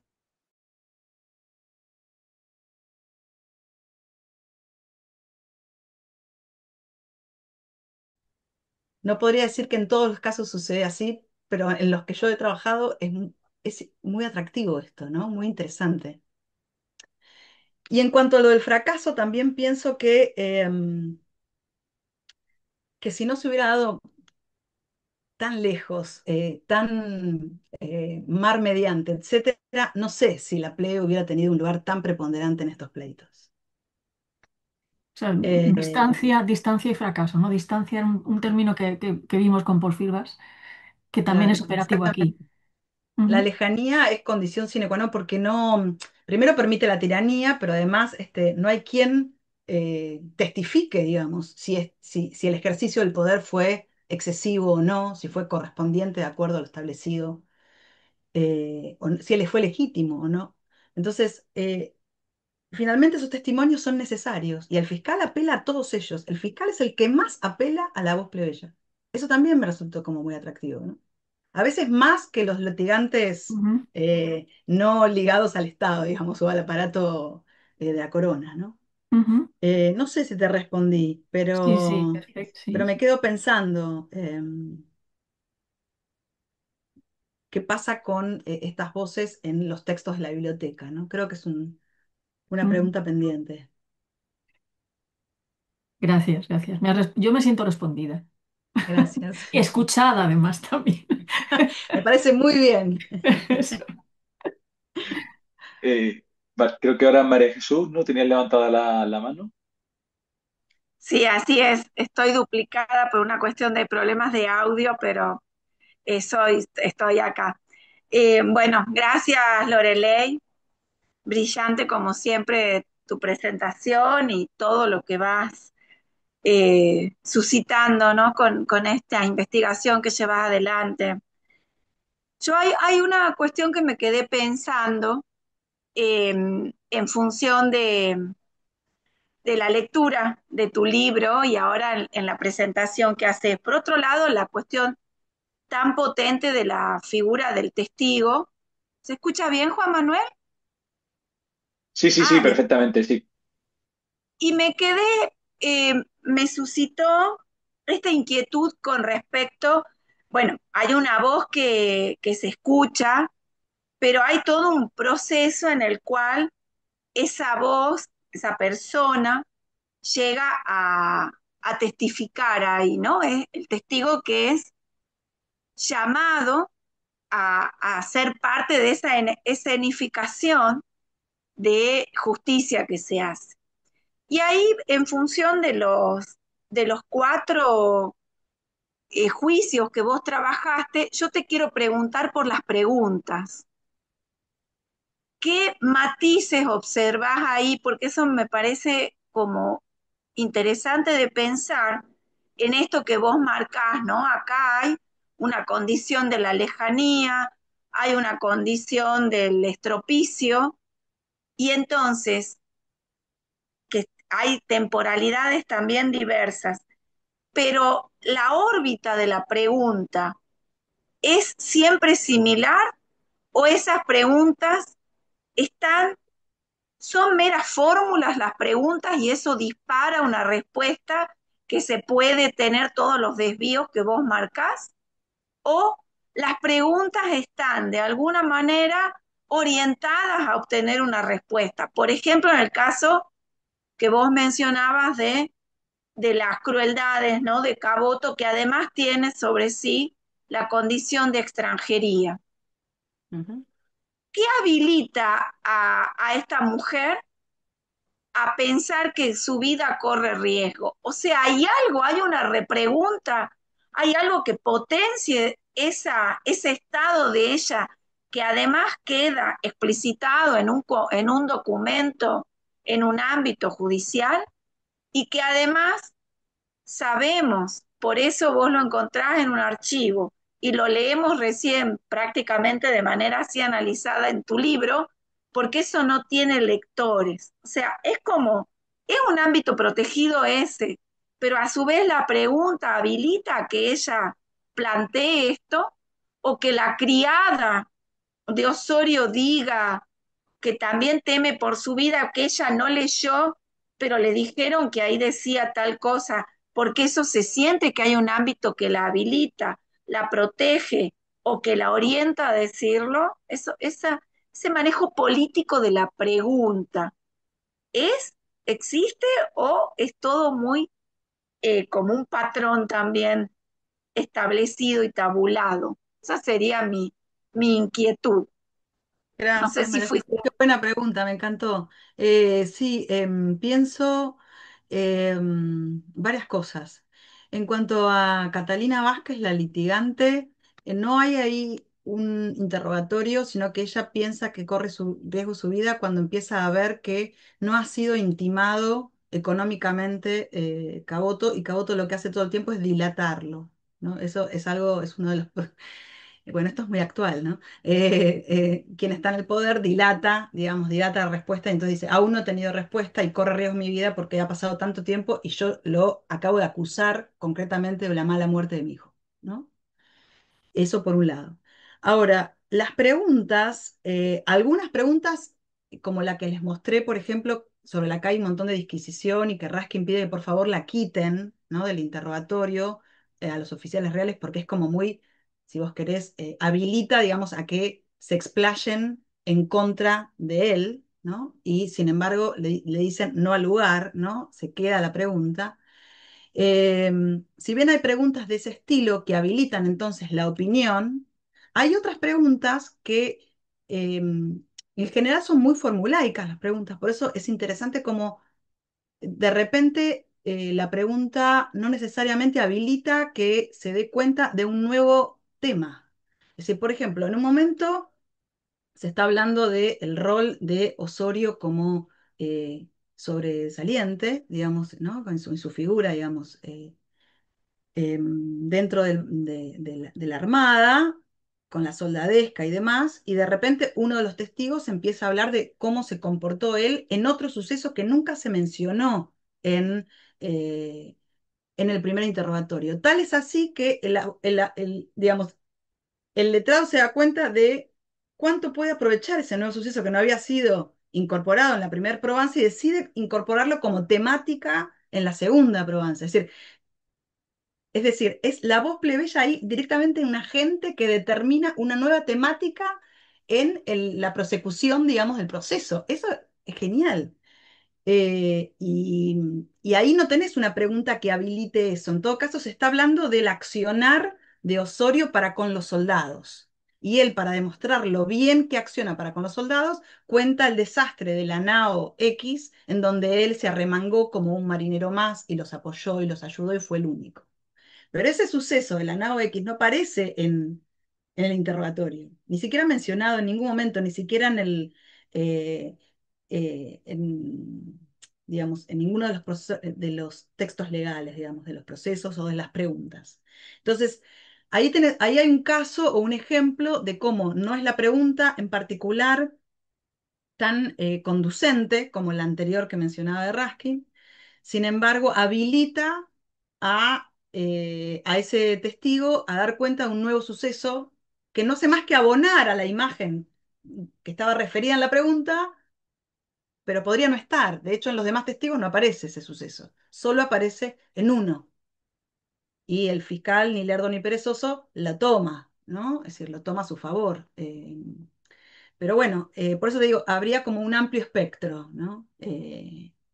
En líneas generales es bastante formulaico, bastante estructurada la pregunta, ¿no? Se repite, es decir, la lectura de estos archivos, ustedes lo saben, es farragosa, ¿no? Es decir, muchas veces se repite la pregunta en la respuesta, es decir, acá estamos Claro. buscando gemas a lo largo de largos procesos, pero las hay. Gracias, Lorelei. No, gracias a vos.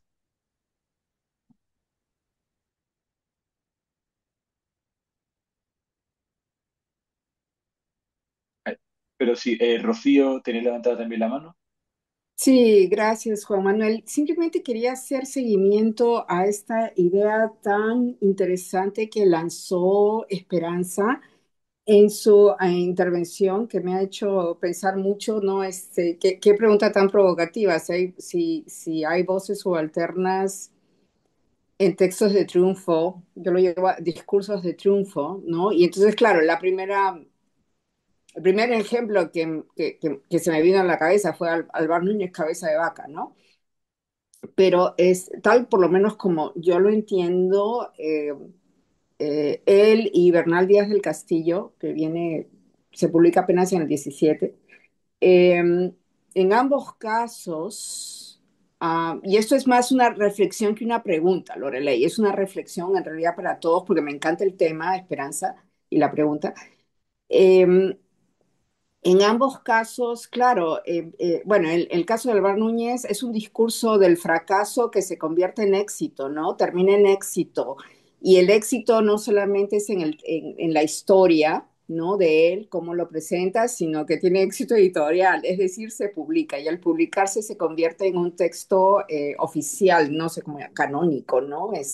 Que circula, etcétera. Entonces, ahí hay una construcción literaria, entre comillas, del sujeto, de la voz subalterna, ¿no? Que deja, es un poco enredado, pero es la voz subalterna que deja de ser subalterna porque su mismo discurso se convierte va del fracaso al éxito a varios niveles, ¿no? Ya, textuales y extratextuales también.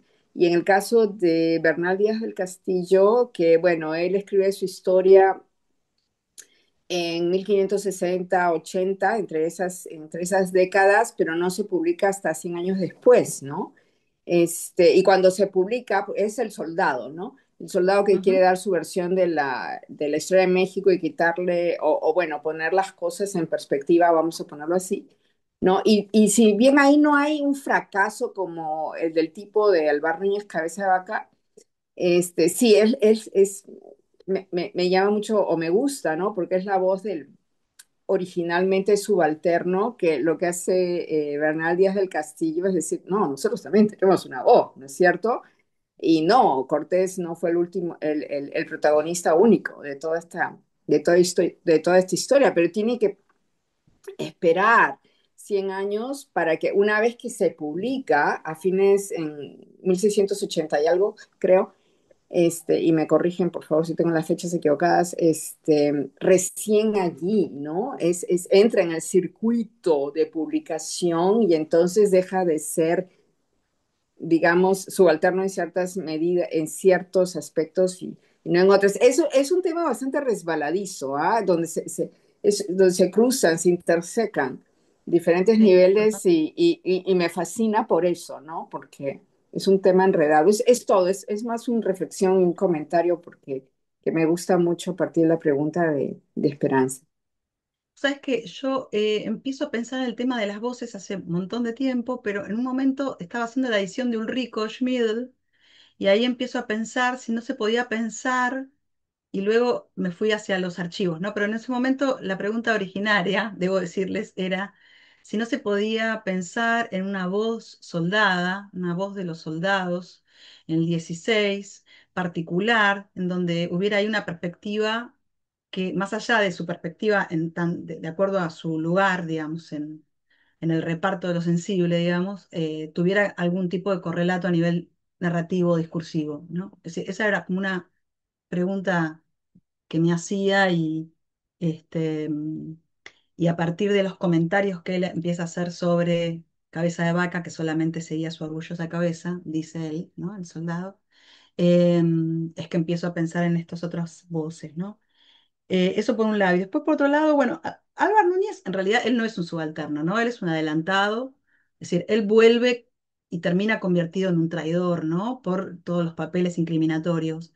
Pero es interesante lo que vos decís porque es ese fracaso que se vuelve un éxito, pero en verdad para mí, digamos, mi teoría siempre fue, o por lo menos mi hipótesis siempre fue, que ese éxito se encarama, se sostiene en naufragios, ¿no? Es decir, por eso la publicación de comentarios nunca es aislada, siempre desde la primera publicación, incluso hoy día, se sigue publicando con naufragios.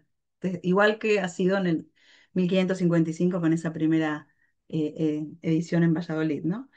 Si mal no recuerdo. Entonces, siempre lo pensé en esos términos y de hecho ese texto además aparece como escrito por el escribano, ¿no? También como un modo, digamos, de validar, digamos, su lectura de los hechos, muy atravesado, digamos, como todos ustedes saben, por toda la situación, digamos, de, de Cabeza de Vaca en el Río de la Plata, ¿no? Pero siempre pensé, digamos, ese éxito editorial. eh, en base, digamos, a la publicación conjunta y además el proemio, ¿no? Que aparece diciendo al infante Don Carlos, ¿no? Diciendo esto de les dejo acá las dos jornadas, ¿no? Como con esa cuestión como instructiva, ¿no? Como si dijéramos, se han pasado por toda esta situación desde la Florida al Río de la Plata, ¿no? Este es todo el recorrido. Así que siempre lo pensé como materia conjunta, es decir, como fue pensado editorialmente, ¿no? Es decir, y siempre me llamó la atención de que no hay una edición sola de los comentarios, por lo menos yo no la he visto. Eh, Así que bueno, nada, para seguir. No, era Zamora. No, Zamora está en la 42, pero juntos en los comentarios es en el 55, ¿no? En Valladolid, si mal no recuerdo. Bueno, muy bien, muchas gracias. No sé si hay algo Eh, más. yo iba a hacer solamente un Aquí comentario estoy, ¿eh? con lo que decía antes Esperanza y ahora Rocío, que justo una de las sesiones que tuvimos fue la de Philip Hildebrand, que él bueno, rescataba una serie de episodios Nuevo Reino de Granada, donde hay un grupo de mineros que no precisamente como desde el fracaso, escriben a la corona, también en esa ilusión de escucha de la que también hablaba María Jesús Benítez en su sesión, ¿no? Eh, para mejorar como los métodos que se están utilizando de extracción minera en un punto en concreto. O sea que realmente no hay como un fracaso, digamos, que les lleve. ¿No? Creo que es como un caso muy, como bastante particular y bastante extraordinario, sobre todo porque además el rey en ese caso les escucha y en contra de lo que en ese momento se estaba llevando a cabo el gobernador, utiliza, digamos, el método, la metodología que tratan de implementar estos mineros, ¿no? Entonces, bueno, es como un caso como único, casi como muy difícil, ¿no? Pero donde no parten del fracaso y donde al final obtienen un éxito. Es fascinante, ¿no? Porque la pregunta a veces es, eh, el hecho de que no haya éxito, digamos, en el proceso legal, ¿supone que no fueron escuchados? En mi opinión, Claro. no. Es decir, en Ujú, mi opinión, en realidad hay un lugar de escucha muy concreto. Por ujú, algo, toda esta disquisición legal, digamos, ¿no? Cuando uno va leyendo, aun cuando nos dediquemos aunque no nos dediquemos a lo legal, solo la lectura, ¿no? De las apelaciones, las respuestas, los contraargumentos, el nuevo testigo que avala o que contradice, en realidad está hablando de un lugar de escucha muy concreto. El caso, por ejemplo, que trabaja la historiadora chilena, Carolina González, por ejemplo, lo que dice es que, dado que no le dan la libertad, me olvidé el nombre, María Francisca, de hecho, llega a ir a la Real Audiencia de Santiago y después sigue luchando aun cuando no se la den, ¿no? Es decir, ahí llega al rey, ¿no? Es como, hay una apuesta a la justicia de estos sujetos, todos ellos, que eso sí me parece muy impresionante. Em, Perdón, esto es un simple comentario personal, ¿no? Porque no se hace ninguna lectura, pero digo, ¿qué apuesta a la justicia de todos estos sujetos, sean cuales fueren, ¿no? Desde la afrodescendiente, la criada, la mujer iletrada, la viuda, sea el plebeyo, el soldado, es decir, hay una apuesta a evidentemente hay un éxito posible en esa apuesta, porque si no, no la habría. No sé si me explico. Sí, un historiador me dijo, bueno, las mujeres tenían la posibilidad eh, de litigar en el 16, cualquiera que sabe el derecho castellano, es decir, el tema, la posibilidad estaba, el tema no es ese, el tema me parece es quiénes efectivamente litigan y cómo lo hacen, y quiénes sostienen ese litigio. Caso de Catalina Vázquez, ella muere y lo siguen sus hijas, ¿no? Las dos hijas. Es decir, también, digo, ahí hay eh, algo como para seguir tirando de la cuerda, digamos, ¿no? No sé si tengo una respuesta, pero es algo que me, me llama la atención, gracias. No porque sé si incluso me parece que Beatriz. va más allá del 16. Piensa en el 17 sucede, estás en el 18 sucede. Pero incluso con el caso de los arbitristas, por ejemplo, en el 17, ¿no? O sea, como esa idea de que realmente el rey escucha, aunque no reaccione, aunque no responda, pero por lo menos escucha y hay todo un cauce, ¿no? de comunicación, un setting comunicativo para, para establecer ese diálogo, ¿no? O para denunciar, ¿no? Eso es súper, súper Totalmente. interesante. Beatriz, tenía levantada la mano. Sí, sí. Loreley, bueno, decirte que me gustó muchísimo tu presentación, la verdad, muy fina, muy medulosa, en fin, lindísima. Gracias. Y bueno, por supuesto, me encantó también la discusión posterior. Solo quería señalar dos o tres cositas por ahí para tener en cuenta. Una es esta idea, digamos, que tuve en presente cuando te escuchaba los textos de Ludmer sobre la gauchesca, ¿no? Y esta idea de que el letrado siempre representa, ¿no? A la voz de la plebe, ¿no? O sea que hay como un dominio de la escritura sobre la voz. Y de algún modo tu trabajo, ella trabaja el siglo XIX, por cierto, viene como a dar vuelta también esta, o por lo menos reordenar, ¿no? Esta idea del letrado, orientando la voz o haciendo mímica de la voz del otro, ¿no?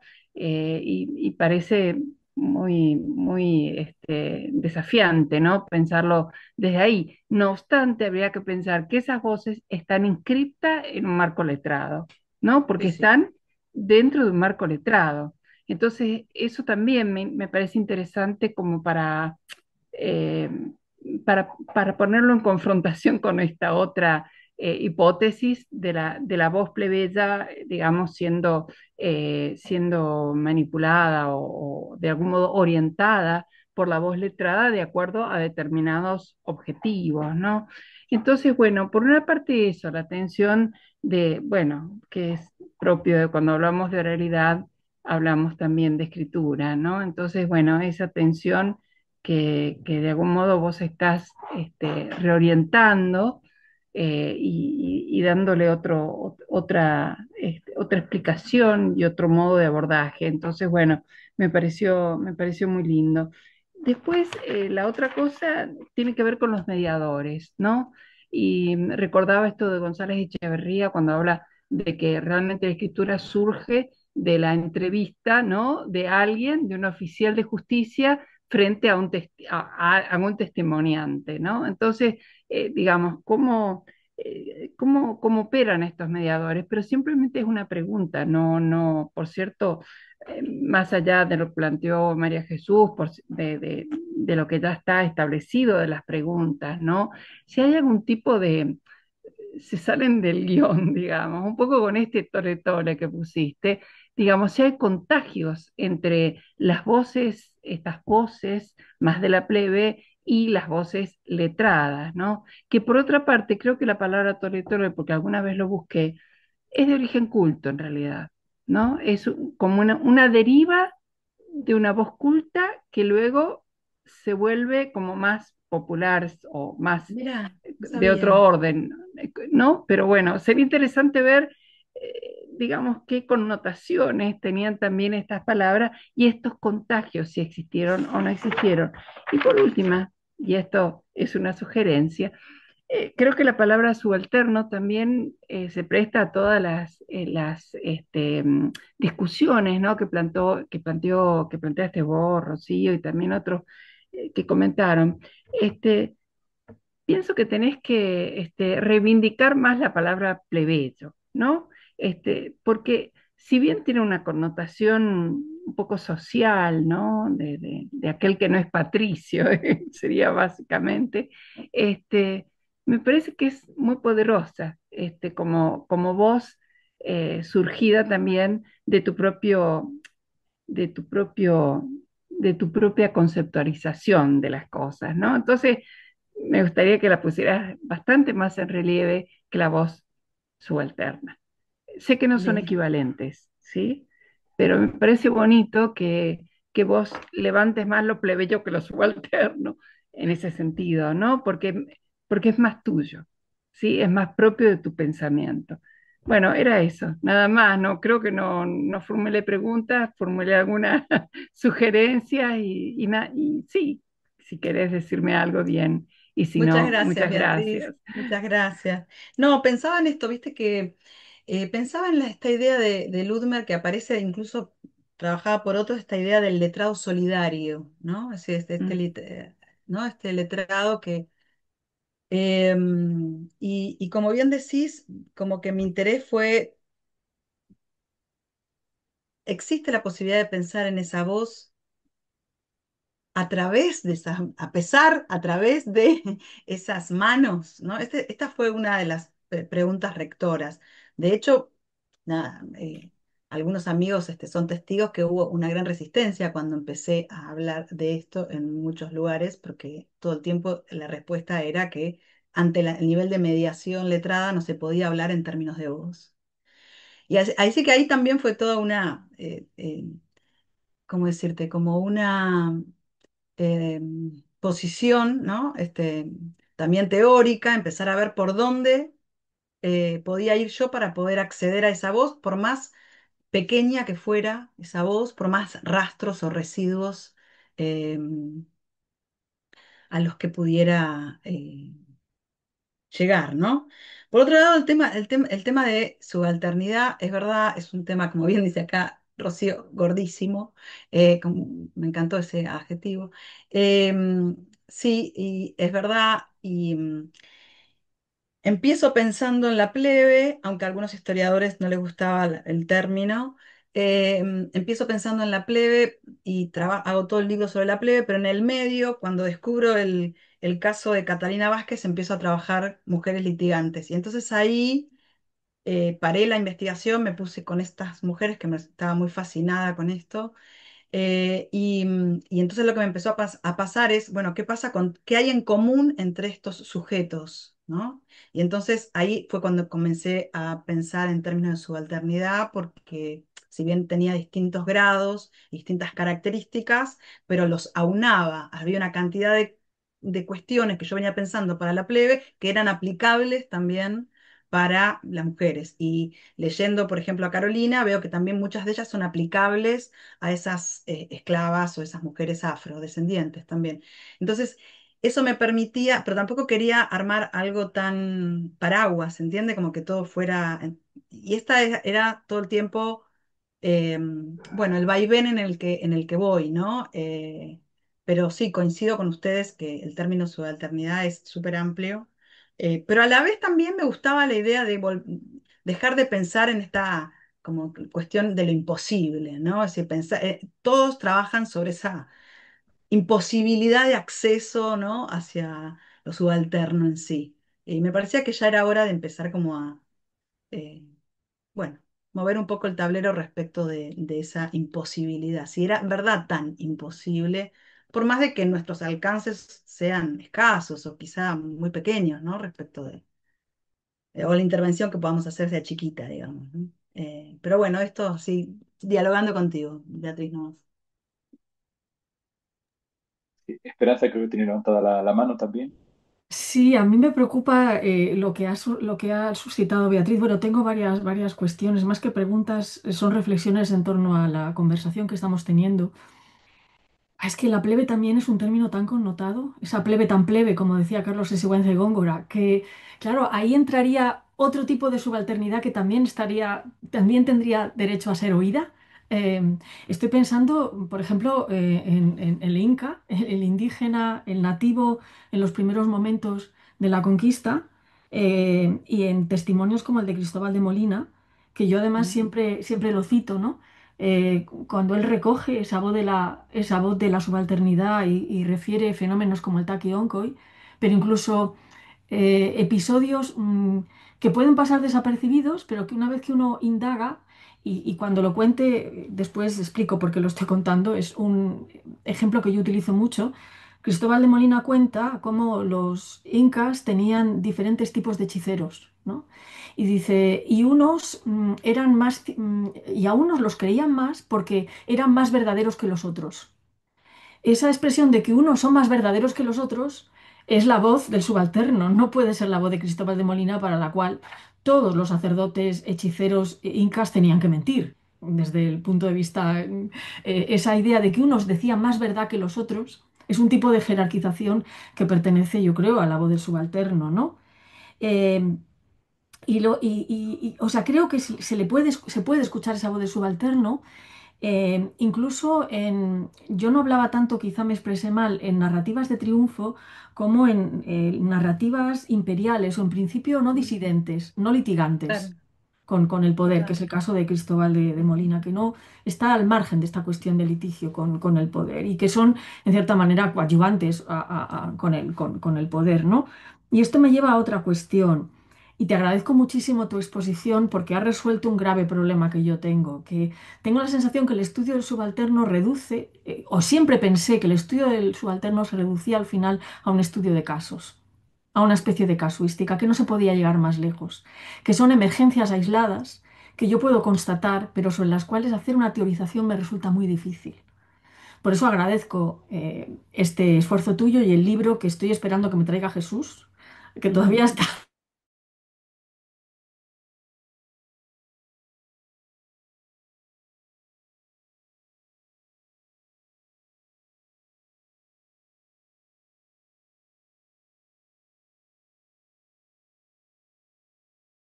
Que en un momento determinado también tendríamos que percibir, ¿no?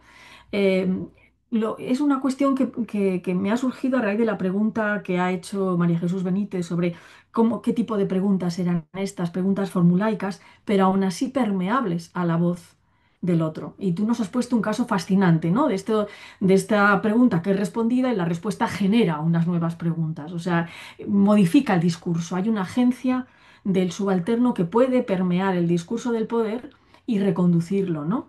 Me pregunto, por ejemplo, en cambio, qué pasa con procesos asfixiantes, en los cuales esa emergencia de la voz subalterna en realidad supone su condena, que es el caso de Carlo Ginzburg, los estudios de Carlo Ginzburg, cuando lo que yo busco del subalterno es que se condene hablando, que directamente me dé los principios para ser condenado, ¿no? O sea, un tipo de escritura del poder que no es en absoluto permeable a la voz de la plebe o del subalterno y que además está persiguiendo en esas declaraciones la condena de ese subalterno, ¿no? Entonces, creo que también ahí podríamos establecer grados, ¿no? Respecto en la relación del subalterno con la escritura o con el letrado, también podríamos establecer grados en lo que persigue el letrado recogiendo la voz del subalterno en el sentido de mayor o menor permeabilidad del discurso, ¿no? Creo. Pero bueno, es una reflexión simplemente. Y lo importante es darte las gracias por liberarnos del peso de la casuística, ¿no? A la que yo creía que estábamos abocados todos los que estudiábamos casos de este tipo, ¿no? Y pensar que hay una posibilidad de teorizar, ¿no? Y de ir más allá del caso concreto, ¿no? De la casuística Ay, muchas concreta. gracias, Ujú, muchas gracias. Era como el deseo. No sé ujú, si lo lograba, pero bueno, ese era el deseo. Igual me quedo pensando en esto que propones. Me parece que es algo como que eh, que nos interpela a todos, que es cuáles son los grados de permeabilidad del discurso subalterno, si ustedes quieren, plebeyo, femenino, afro, es decir, cuál es cuáles son esos grados de permeabilidad y cuándo se dan, en qué condiciones, cuál es la coyuntura que lo habilita. Eso me parece que es algo que a mí particularmente me convoca, ¿no? Ese como me interesa en ujú. especial. Eh, y bueno, no tengo mucho más. Bueno, es una obligación que tenemos, yo creo, todos, ¿no? Pensar es una reflexión abierta como tú dices, nos convoca, nos concita, nos incita, nos convoca y nos obliga, estamos obligados a pensar esa permeabilidad de la voz subalterna, yo creo. No podemos pasar de rositas, ¿no? Por esta cuestión, ¿no? Es la Totalmente. parte ética también de nuestro trabajo Por que eso también tenemos. había mi sensación es que había que, entre comillas, había que meterse con esto, aunque era, bueno, quienes trabajan la voz todo el tiempo hablan, ¿no? Es una materia inasible en cierta medida, ¿no? Sí, entonces había que entrar en este terreno un poco resbaladizo, ¿no? Aunque, gracias a Dios, hay un poco de letra, digamos, digo gracias a Dios porque venimos de ahí y entonces Mm, de ahí nos agarramos también, ¿no? Eh, Así que bueno, como decía Beatriz, en esa combinación entre oralidad y escritura, eh, que a propósito además hay trabajos muy buenos de lingüistas contemporáneos, ¿no? Pensando es decir, ya no ONG, ¿no? Es decir, como pensando en estos problemas, ¿no? De interfaz, que bueno, que a nosotros me parece que nos permiten también pensar desde otro lugar. O, como decía yo, esta idea de salir un poco de las autarquías disciplinares, ¿no? Es decir, poder ir hacia ciertas teorías del feminismo como para poder pensar en esa subalternidad, aunque no esté pensando en un contexto contemporáneo, en sujetos afro, etcétera, ¿no? Es decir, me parece que es como si dijéramos que para una materia tan resbaladiza es necesario construir un aparato, que creo que para mí ha sido lo más difícil. em, pero bueno, a la vez lo más desafiante. mm. Pues estupendo, muchísimas gracias, Juan Manuel. Te cedo la palabra, pues si ya quieres cerrar.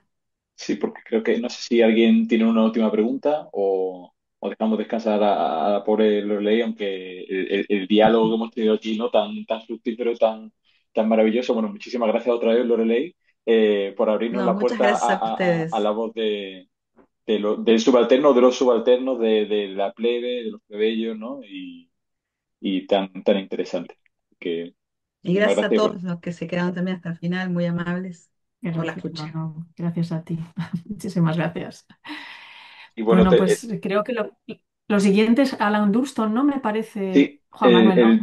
el 27 de noviembre tendremos a Alan Durston y ya el 18 de diciembre a José Luis Nogales Baena y a Jaime Marroquín, que Alan hablará de lenguaje propio y José Luis y Jaime de historia.